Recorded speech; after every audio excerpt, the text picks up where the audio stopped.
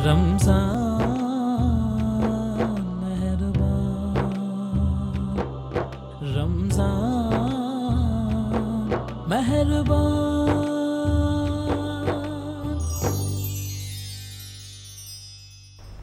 बिस्मिल्लाहिर्रहमानिर्रहीम। अस्सलाम वालेकुम। प्रोग्राम सिटी क्लिनिक में मैं हूं आपकी होस्ट अना यूसुफ। उम्मीद है आप ठीक ठाक होंगे, रोज़े भी आपके अच्छे जा रहे होंगे। आज 22वां रोज़ा है और ईद की तैयारियां भी आपकी ज़ोरों शोर से जारी होंगी। कुछ ही दिन रह गए हैं ईद में और ईद की तैयारियां तो आप खूब कर रहे होंगे।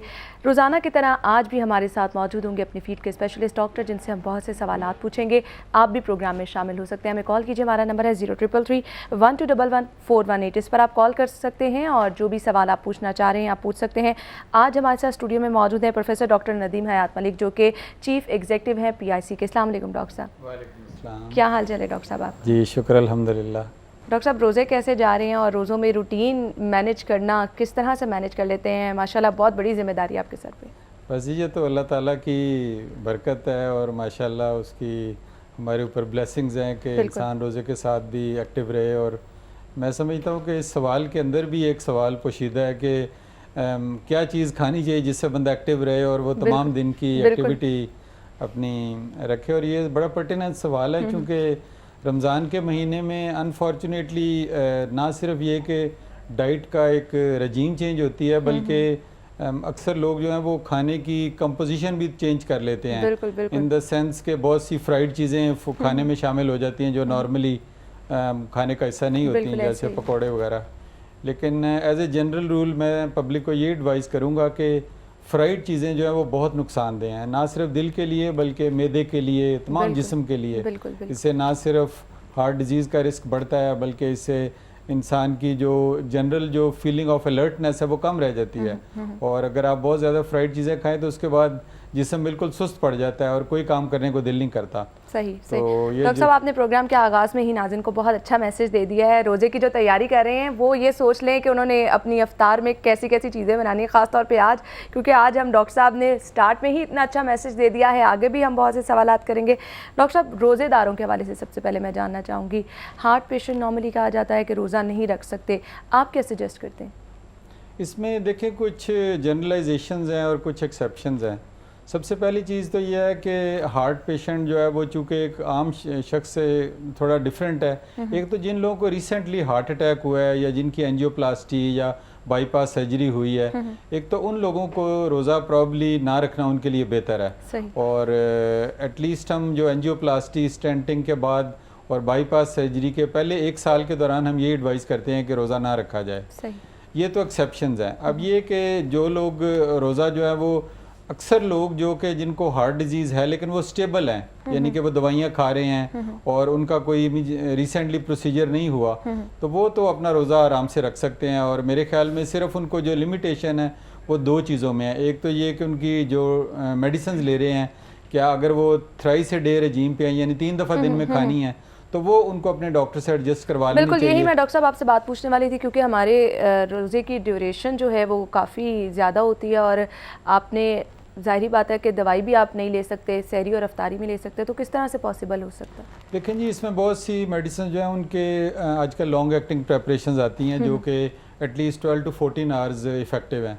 तो जो लोग हमारे पास इस तरह के पेशेंट्स आते हैं जो कि स्टेबल हैं, अदरवाइज़ उनकी मेडिसिन हम ट्वाइस ए डे पे शिफ्ट कर देते हैं। और अगर मजबूरी हो, कोई ऐसी चीज़ है जो थ्राइस ए डे लेनी ज़रूरी है, तो फिर उसको सहरी, अफ्तारी और रात के वक्त आप ले सकते हैं। लेकिन ये उन लोगों के लिए जिनकी हार्ट डिजीज़ या हाई ब्लड प्रेशर स्टेबल है बिल्कुल।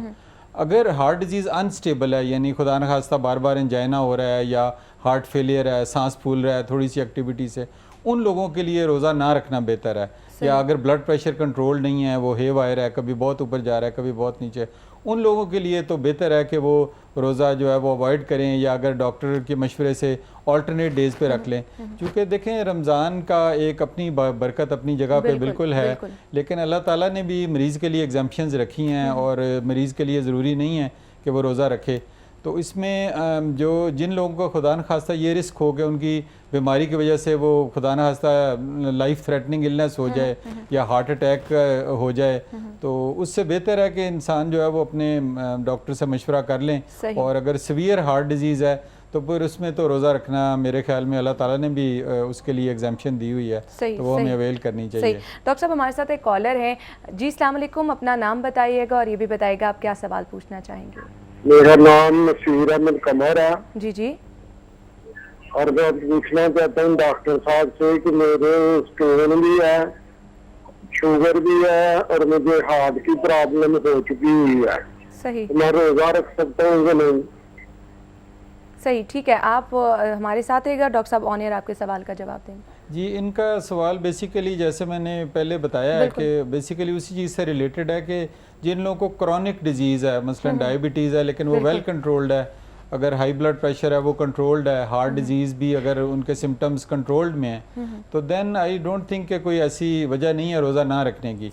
लेकिन रोज़े की जो लवाजमात अनफॉर्चुनेटली जो हम लोगों ने अपने साथ शामिल कर ली हैं, जिनमें फ्राइड चीज़ों का इस्तेमाल, फिर सहरी और अफ्तारी के वक्त बहुत ज़्यादा खाना, पेट भर के खा लेना और तली हुई चीज़ें, पराठे वगैरह, ये खाने से तो नुकसान ज़्यादा हो सकता है। देखें ना रोज़े की। अच्छा डॉक्टर साहब, लाहौरियों का तो आपको पता है कि इन सब चीज़ों के बगैर, ख्वाबों के बगैर लाहौरिये जो हैं वो रह ही नहीं सकते हैं, तो डाइट प्लान आप क्या सजेस्ट करते हैं सहरी अफ्तारी में क्या होना चाहिए? क्योंकि हम अपनी तरफ से पूरी कोशिश करते हैं कि हम अपने नाजरीन को प्रॉपर डाइट प्लान जो है वो बता सकें, लेकिन फिर भी हमें ये पता है कि बहुत मुश्किल है ये इस सब पर अमल करना। जी बिल्कुल, ये बड़ा बर्निंग इशू है कि रमज़ान में जो तली हुई चीज़ों का इस्तेमाल और मतलब बाज़ारों में भी माशाल्लाह रौनक होती है, लेकिन मैं यही एडवाइस करूँगा कि देखें जो सहरी है इसमें आप दलिया या सादा रोटी अगर खानी है, जिसको हम फुल्का भी कहते हैं, या पतली सी रोटी खा लें, और साथ ज़्यादा अगर आप बहुत ज़्यादा साथ सालन और ऐसी चीज़ें, गोश्त और ऐसी चीज़ें खाएंगे तो फिर पूरा दिन प्यास लगेगी। बिल्कुल। और इसके साथ पानी पिएं और फ्रेश फ्रूट अगर खाएं आप सुबह के वक्त तो वो बहुत अच्छा है, फ्रूट सैलड बना के खा लें, क्योंकि ऐसी चीज़ें होनी चाहिए जो कि देर से हजम होती हैं, पेट में रहें, ताकि आपको काफ़ी देर तक आपका दिन गुजर जाए, क्योंकि रोज़े की ड्यूरेशन ज़्यादा है। सही। इसी तरह अफ्तारी के वक्त आप देखें कि सबसे पहली चीज़ जो मशरूब है, अब मशरूब में बहुत ज़्यादा मीठी चीज़ें या जो कोला ड्रिंक्स हैं वो तो बिल्कुल एक्सेप्टेबल नहीं है, तो सबसे बेस्ट तो ये कि सादा पानी पिएं, लेकिन अगर शुगर नहीं है तो फ्रेश फ्रूट जूस पिएं, ताकि उससे ना सिर्फ नमकियात की कमी दूर हो बल्कि जिस्म का पानी भी उसकी भी कमी दूर हो जाए। और साथ फ्रूट चाट खाएं, साथ मतलब कोई खजूर खाएं आप, और नमकीन अगर नमक को दिल कर रहा है तो नमकीन पानी और नींबू पानी जिसको कहते हैं वो पिए, उससे वो। अच्छा डॉक्टर साहब, स्कंजबीन बताइएगा किस हद तक मुस्तनद है, उसका इस्तेमाल किस हद तक किया जा सकता है? स्कंजबीन बहुत अच्छी चीज़ है, क्योंकि इसमें एक तो नींबू अगर फ्रेश डालें तो उसमें पोटेशियम होता है जो कि जिस्म में पोटेशियम कमी दूर करता है, जो कि डिहाइड्रेशन में कॉमन है। दूसरा हल्का सा नमक डालना। जो तीसरी चीज़ उसमें डाली जाती है वो चीनी है अनफॉर्चुनेटली, और सफ़ेद चीनी जो है वो आपको पता है कि अक्सर लोग हमारे पाकिस्तान में डायबिटीज़ का इंसिडेंस बहुत बढ़ गया है, तो उससे तो अवॉइड करना बेहतर है। अगर डालना भी हो तो गुड़ या शक्कर थोड़ा डाल लें, वो बेहतर है उसके लिए, क्योंकि उससे ना सिर्फ थोड़ा मीठा का जायका आ जाएगा बल्कि उसके जो हार्मफुल इफ़ेक्ट्स हैं वो कम है बॉडी पे। सही सही। डॉक्टर साहब, आपसे मजीद भी हम गुफ्तगू का सिलसिला आगे बढ़ाएंगे। नाज़रीन, डॉक्टर साहब हमारे साथ मौजूद हैं, आप भी अगर कोई सवाल करना चाहते हैं आप हमें कॉल कर सकते हैं। हमारा नंबर है 033312111418, और जो सवाल आप पूछना चाह रहे हैं आप पूछ सकते हैं। मुझे अभी एक ब्रेक लेनी है, ब्रेक के बाद दोबारा हाजिर होंगे, हमारे साथ रहिए। रमज़ान मेहरबान।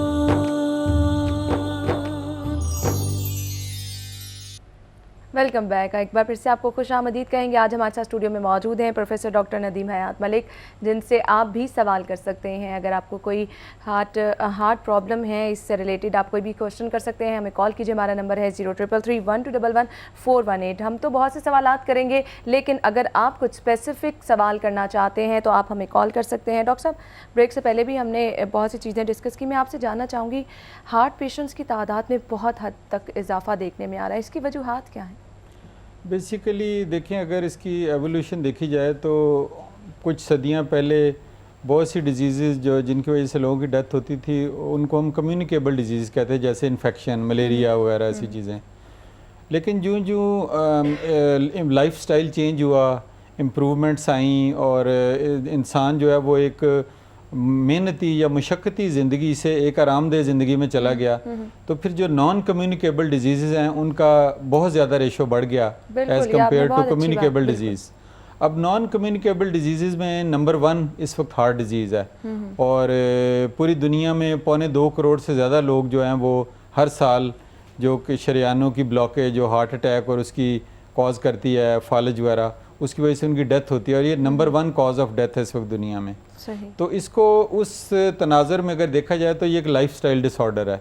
दैट मीन्स कि जब हमने अपना तर्ज ज़िंदगी तब्दील किया और हम एक जिस ज़िंदगी में मेहनत करते थे और सादा ग़िज़ा खाते थे उसको छोड़ के हमने एक तो ये कि जब हम मूव हुए इनटू सिटीज़, जब जिसको अर्बनाइजेशन कहते हैं फिनोमेना, ये अर्बनाइजेशन जो है ये हार्ट डिजीज़ का सबसे बड़ा कॉज है हमारे मुल्कों में स्पेशली, क्योंकि जब लोग शहरों में आए तो उन्होंने अपनी चलना फिरना छोड़ दिया, अपॉर्चुनिटीज़ भी कम थी, पार्क्स वगैरह एक्सरसाइज करने की जगह कम थी।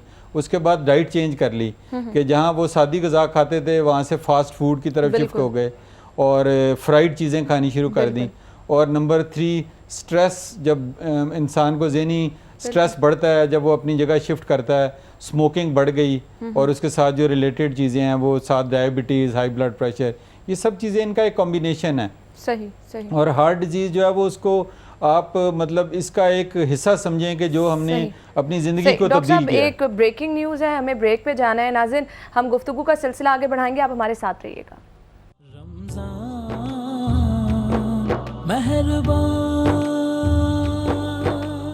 ब्रेक के बाद आपको एक बार फिर से खुश आमदीद कहेंगे। हमारे साथ स्टूडियो में मौजूद हैं प्रोफेसर डॉक्टर नदीम हयात मलिक। आप भी उनसे सवाल कर सकते हैं, हमें कॉल कीजिए। हमारा नंबर है 0333-1211-418। इस पर आप कॉल करके अपना सवाल पूछ सकते हैं। हम बहुत से सवाल कर रहे हैं डॉक्टर साहब, यंग जनरेशन में बहुत ज़्यादा हार्ट अटैक जो है, हार्ट डिजीज़ जो है कॉमन होती जा रही हैं, वजूहात उनकी क्या हैं और उनसे बचा कैसे जा सकता है?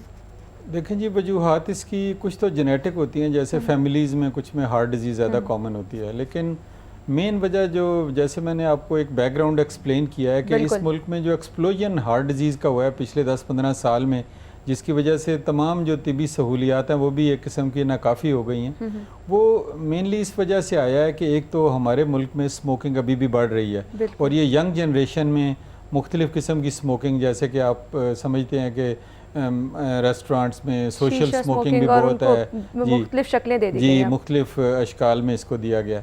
तो एक तो स्मोकिंग का इंक्रीज़ जो है वो बहुत अलार्मिंग है, और इसमें सिर्फ मेल्स इन्वॉल्व नहीं है, इसमें यंग फीमेल्स में स्मोकिंग का इंसिडेंस बहुत बढ़ गया है।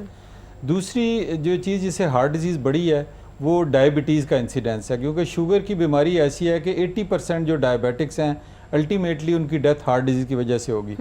तो डायबिटीज़ का जो इंसिडेंस बढ़ता जाता है, हार्ट डिजीज़ भी कॉरेस्पॉन्डिंगली बढ़ती जाती है। सही। और तीसरी चीज़ वही है कि जब तक हम अपना बेसिक लाइफस्टाइल को मज़ीद ख़राब करते रहेंगे, ये बीमारी जो है ये मूव करती जाएगी into a younger and younger age. और ये आज से कुछ साल पहले ये 60s की बीमारी थी, और हिस्टोरिकली मैं आपको बताऊं कि जब पंजाब इंस्टीट्यूट ऑफ कार्डियोलॉजी को जब स्टार्ट किया गया 1988 में, तो उस वक्त पहले दिन आउटडोर में सिर्फ 3 या 4 मरीज़ आए, और इस पर एक सवालिया निशान लगा के जी इतना बड़ा इदारा हॉस्पिटल बना दिया गया, तो ये हार्ट डिजीज़ तो है ही नहीं पाकिस्तान में। लेकिन अब मैं आपको स्टेटिस्टिक्स बताऊं कि एमरजेंसी में 700 मरीज़ आ रहे हैं 24 घंटों में, और आउटडोर में 2,500 से 3,000 मरीज़ रोज़ाना रिपोर्ट कर रहे हैं। तो ये किस्म का एक ये एपिडेमिक से भी आगे आप ये एक्सप्लोजन हुआ है हार्ट डिजीज़ का, और इसके लिए बहुत ज़रूरी है कि यंगर जनरेशन को अभी से प्रिवेंटिव एफर्ट्स जो हैं, जिसमें स्कूलों से इनके करिकुलम से स्टार्ट किया जाए कि उसमें 2 चैप्टर्स शामिल किए जाएं कि किन चीज़ों से उनकी लाइफ हेल्दी हो सकती है, जिनमें एक्सरसाइज करना है रेगुलरली, उसके बाद यानी प्रॉपर काउंसलिंग का अमल जो है वो हमें स्कूल से ही शुरू कर लेना चाहिए। बिल्कुल, स्कूल से काउंसलिंग, क्योंकि दूसरी चीज़ ये भी है कि ये अब अनफॉर्चुनेटली बहुत ज़्यादा हार्ट डिजीज़ जो है ये इकोनॉमिक डिपेंडेंट है, और ये गरीब तबके में बहुत ज़्यादा फैल गई है, जबकि आज से कुछ साल पहले ये अमीर मुल्कों की और अमीर लोगों की बीमारी थी। सही। डॉक्टर साहब, एक कॉलर हमारे साथ हैं, उनको हम लेंगे। जी, अस्सलाम वालेकुम, अपना नाम बताइएगा और ये भी बताइएगा आप क्या सवाल पूछना चाहेंगे। जी, अस्सलाम वालेकुम जी, मेरा नाम इकबाल हुसैन है जी। मैं लाहौर से बोल रहा हूँ जी।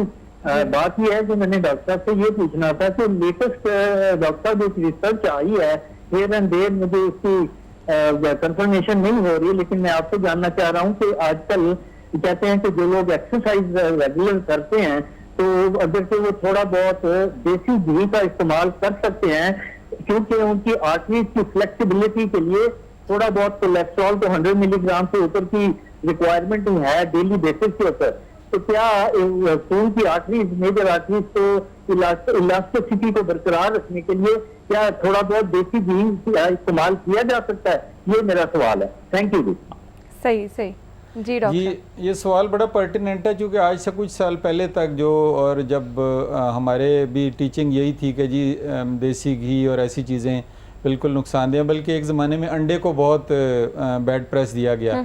लेकिन अब जो लेटेस्ट रिसर्च आई है वो ये शो कर रही है कि जो नेचुरल चीज़ें हैं ना वो सब बहुत अच्छी हैं। इसमें ये कि आप अंडा भी खा सकते हैं रोज़ाना, तला हुआ नहीं लेकिन हाफ बॉयल्ड या सेमी बॉयल्ड कह लें, और वो आपके लिए हेल्दी है, it's not harmful. Even heart patient भी अंडा खा सकते हैं। दूसरी चीज़ ये है कि जो इन्होंने सवाल किया कि जी देसी घी तो चूँकि एक ऐसी चीज़ नहीं है जो कि वेस्टर्न कंट्रीज़ जहाँ पे रिसर्च होती है वहाँ पे मौजूद हो, लेकिन मक्खन जो है वो प्रॉब्ली इतना हार्मफुल नहीं है जितना कि पहले इसको एक बैड प्रेस दिया गया है कि जी मक्खन खाना जो है बहुत ख़राब चीज़ है। तो मैं समझता हूँ कि जो आजकल जो जैसे घी वगैरह जो आ रहे हैं बाज़ारों में और बनास्पति और ऐसी चीज़ें, उनसे प्रॉब्ली ये बेहतर है कि आप अगर ताज़ा मक्खन हो तो वो थोड़ा यूज़ करें। लेकिन इसमें ट्रिक वही है कि क्वांटिटी जो है वो लिमिटेड हो। ये नहीं है कि मक्खन जो है वो पूरा आधा किलो खा जाएं तो वो फिर नुकसानदेह नहीं है। किसी भी चीज़ की एक्सेस जो है वो नुकसानदेह, जो कि इस्लाम में भी कहा गया है। सही सही। अच्छा डॉक्टर साहब, हार्ट पेशेंट जो है उनके लिए आप बताएगा वॉक एक्सरसाइज किस कदर ज़रूरी है? वो हार्ट पेशेंट या हार्ट पेशेंट ना हो, दोनों के लिए वॉक बहुत ज़रूरी है। हार्ट पेशेंट के लिए इसलिए ज़रूरी है कि जब हम वॉक करते हैं या अपने हार्ट को थोड़ा सा स्ट्रेस करते हैं तो उसमें कुदरती तौर पे नई आर्टरीज बनती हैं जिनको कोलेट्रल वेसल्स का हम नाम देते हैं, वो डेवलप हो जाती हैं। नेचुरल बाईपास चैनल्स अल्लाह ताला डेवलप कर देते हैं जिनकी वजह से हार्ट अटैक का और एंजाइना का रिस्क कम हो जाता है। सही। और जो हार्ट पेशेंट नहीं है उनको हार्ट डिजीज़ से बचने के लिए वॉक करनी चाहिए।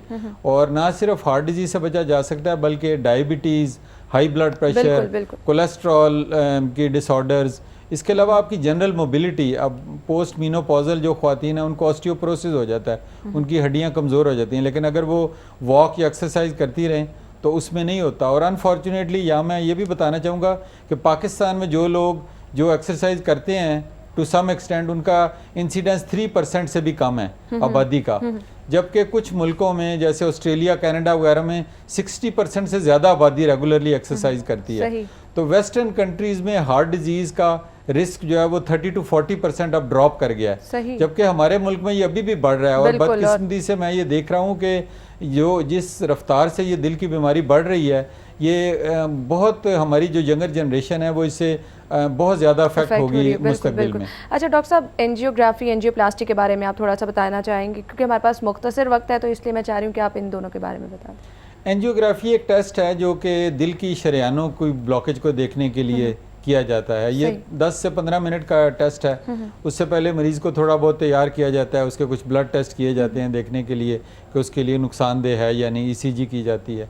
तो ये अमूमन यहाँ से सुन करके बाजू की शरेयान से या टांग की शरेयान से लोकल एनेस्थीसिया में किया जाता है, और ये कोई इसमें सर्जरी इन्वॉल्व नहीं है। इससे जो आर्टरीज़ हैं उनको चेक किया जाता है कि उनमें उनके अंदर कोई ब्लॉकेज बनी हुई है या नहीं, और ये अगर कोई प्रॉपर फिजिशियन रिकमेंड करे तो ये ज़रूर करवाना चाहिए। एंजियोप्लास्टी उस इलाज को कहते हैं जो कि हम एंजियोग्राफी के प्रोसीजर के ज़रिए ही करते हैं बगैर ऑपरेशन के, और जो ब्लॉकेज है उसको हम एक बारीक से बलून से खोल के और उस जगह पे एक स्प्रिंग या स्टेंट जिसको कहा जाता है वो लगा देते हैं ताकि वो ब्लॉकेज दोबारा ना बन जाए। और ये प्रोसेस भी मैक्सिमम आधा घंटा लेता है। और ये जब बाईपास सर्जरी एक ज़माने में सिर्फ इलाज था, लेकिन आजकल एंजियोप्लास्टी की शरह बाईपास से बहुत ज़्यादा बढ़ चुकी है, क्योंकि ये नॉन सर्जिकल इलाज है। मरीज़ अगले दिन उठ के घर चला जाता है, उसको कोई निशान नहीं पड़ता और वो बिल्कुल हेल्दी फील करता है, जबकि ऑपरेशन जो है उसकी अपनी मॉर्बिडिटी है और उसके जो रिस्क है वो ज़्यादा अक्सर लोगों में समझा जाता है। सही। डॉक्टर साहब बहुत बहुत शुक्रिया आपका, बहुत सी अच्छी आपने बातें बताई हैं और आपके कीमती वक्त का मैं एक दफ़ा फिर से शुक्रिया अदा करूँगी। नाज़रीन, डॉक्टर साहब ने बहुत अच्छी बात बताई है, वॉक एक्सरसाइज को आप अपनी रूटीन का अगर हिस्सा बना ले तो शुगर, ब्लड प्रेशर और हार्ट डिजीज़ जो मुख्तलिफ है उनसे बचा जा सकता है। इसी के साथ ही प्रोग्राम का वक्त खत्म हुआ जाता है। मुझे इजाज़त दीजिए और आप देखते रहिए सिटी 42। रमज़ान।